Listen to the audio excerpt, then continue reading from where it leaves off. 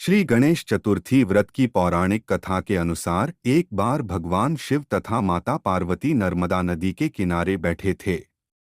वहां माता पार्वती ने भगवान शिव से समय व्यतीत करने के लिए चौपड़ खेलने को कहा।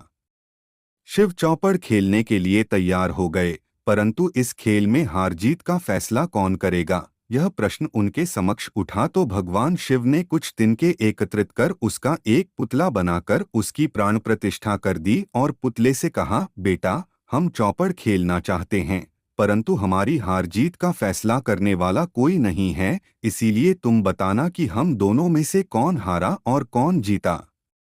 उसके बाद भगवान शिव और माता पार्वती का चौपड़ खेल शुरू हो गया। यह खेल 3 बार खेला गया और संयोग से तीनों बार माता पार्वती ही जीत गईं। खेल समाप्त होने के बाद बालक से हार जीत का फैसला करने के लिए कहा गया, तो उस बालक ने महादेव को विजयी बताया।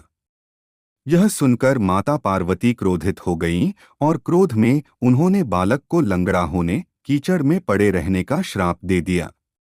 बालक ने माता पार्वती से माफी मांगी और कहा कि यह मुझसे अज्ञानतावश ऐसा हुआ है, मैंने किसी द्वेष भाव में ऐसा नहीं किया।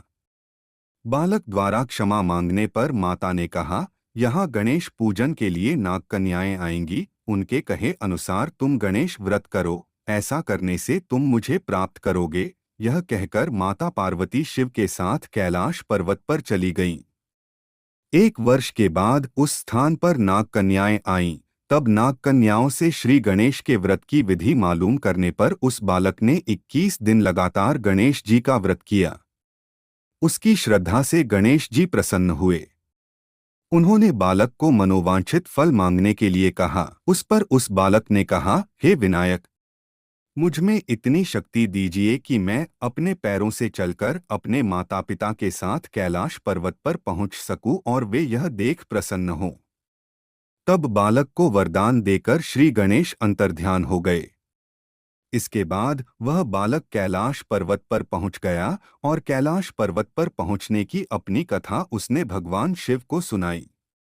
चौपड़ वाले दिन से माता पार्वती शिवजी से विमुख हो गई थीं, देवी के रुष्ट होने पर भगवान शिव ने भी बालक के बताए अनुसार 21 दिनों तक श्री गणेश का व्रत किया। इस व्रत के प्रभाव से माता पार्वती के मन से भगवान शिव के लिए जो नाराजगी थी वह समाप्त हो गई। तब यह व्रत विधि भगवान शंकर ने माता पार्वती को बताई। यह सुनकर माता पार्वती के मन में भी अपने पुत्र कार्तिकेय से मिलने की इच्छा जागृत हुई। तब माता पार्वती ने भी 21 दिन तक श्री गणेश का व्रत किया तथा दूर्वा, फूल और लड्डुओं से गणेश जी का पूजन अर्चन किया। व्रत के 21वें दिन कार्तिकेय स्वयं माता पार्वती जी से आ मिले। उस दिन से श्री गणेश चतुर्थी का यह व्रत समस्त मनोकामनाओं की पूर्ति करने वाला व्रत माना जाता है। इस व्रत को करने से मनुष्य के सारे कष्ट दूर होकर मनुष्य को समस्त सुख सुविधाएं प्राप्त होती हैं।